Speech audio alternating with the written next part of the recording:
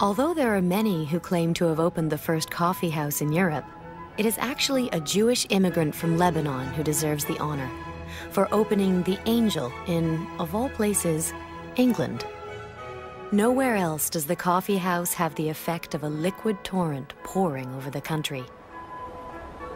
It was the British, oddly enough, because we think of them as being tea drinkers primarily, but they became the big coffee drinkers. By 1700, there were 2,000 coffee houses in London alone, and every single coffee house had its specialty.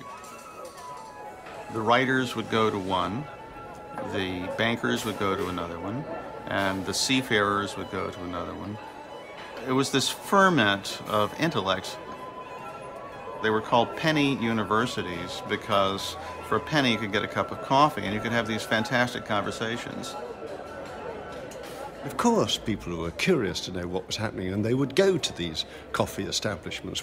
And indeed, people wanted to get away from the pubs because you could actually go into a coffee house, and without alcohol, you could actually work through your what you were doing, your business, and so the coffee houses became the kingpin on which the social and the commercial life of London, the City of London, revolved.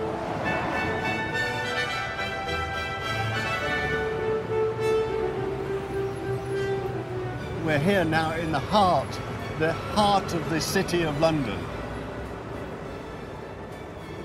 Castle Court, it's no more than 1, 2, 3, it's less than 4 feet wide. All of a sudden it's oozing atmosphere and almost being carried back 300 years.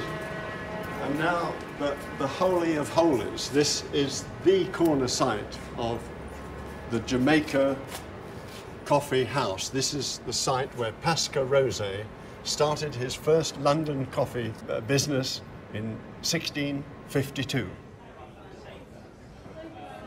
Pascal Rosé was set up in business by his boss, who had these trading connections with Turkey. He brought the coffee back, was making it in his home, and he had so many guests, so many people loved this aroma of coffee, roasted ground coffee. So he set up his servant, saying, well, you better start a trend in the city. And so this is where he did it.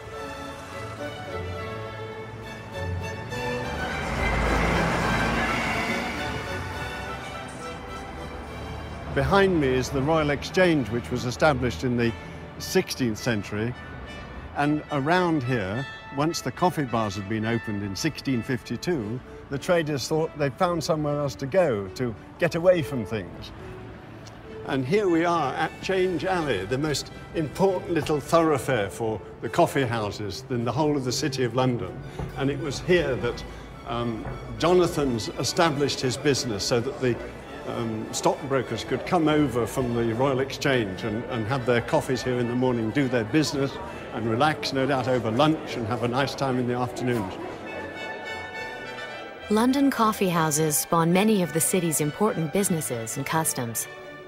The Tatler, which becomes one of the early magazines, begins as a broadsheet with reports on the gossip and more enlightened debates overheard in the coffee houses.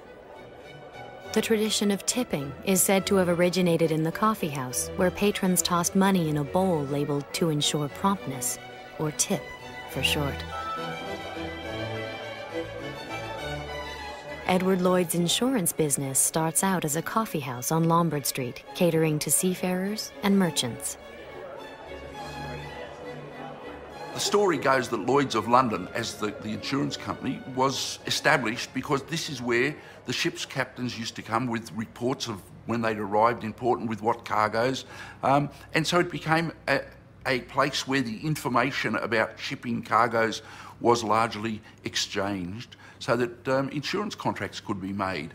Lloyd's Insurance, when they moved up from the Royal Exchange area, came here and they built this lovely facade, which was this opening for the new Lloyd's building.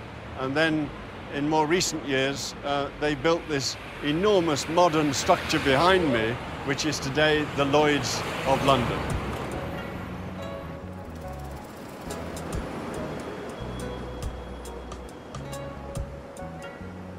London's social and commercial life has always been a man's world. In the past, women were not even allowed inside coffee houses, unless they worked there.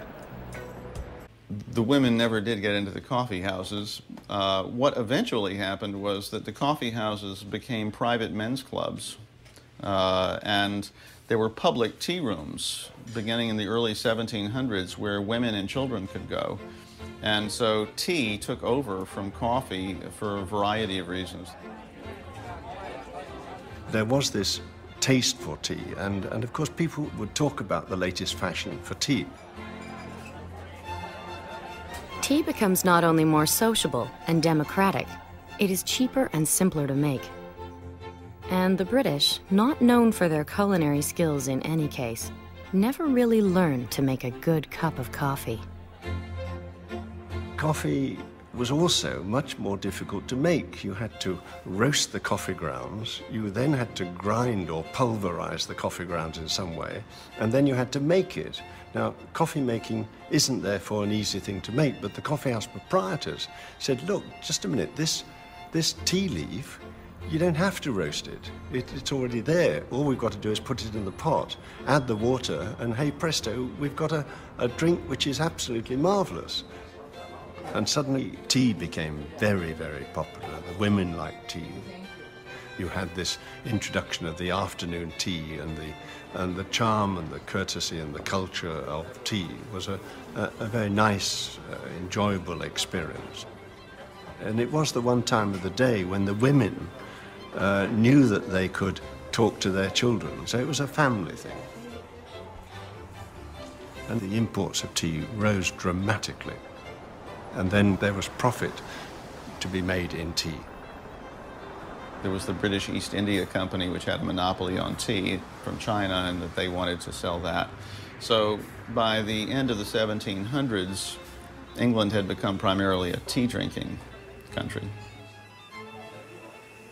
And so tea became well and truly established. We forgot all about coffee.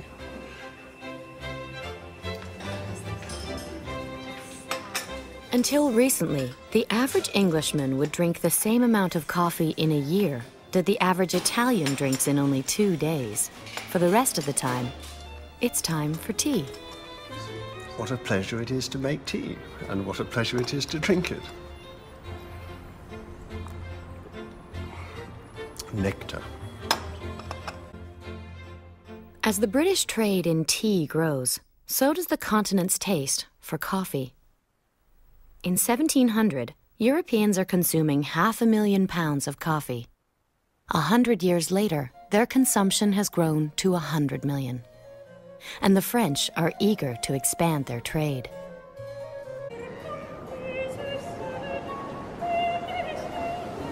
Gabriel Mathieu de Clieux brings the single coffee plant on a voyage across the Atlantic, nursing it with tenderness and care. He shares half his water ration with the seedling during a drought and protects it from jealous passengers and other threats. There was an evil Dutchman aboard who ripped off one of the leaves of his plant because he didn't want him, the Frenchman, to bring the plant over. There were pirates who attacked the ship, and he had to protect his coffee plant against the pirates. There was a big storm. But finally, he brings his coffee plant over. He plants it in Martinique. It thrives, and from that single plant, most of the coffee that's now grown in the entirety of Latin America probably descends from that one plant.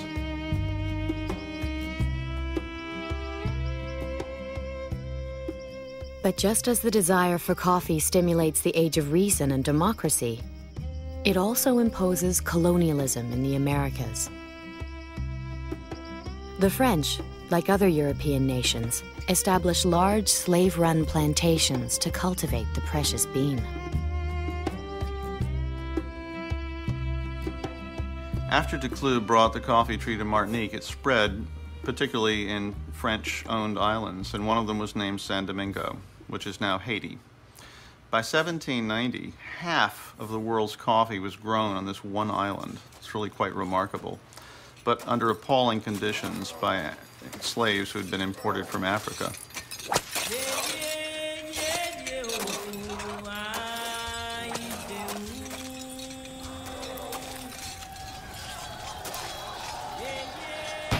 In 1791, they revolted.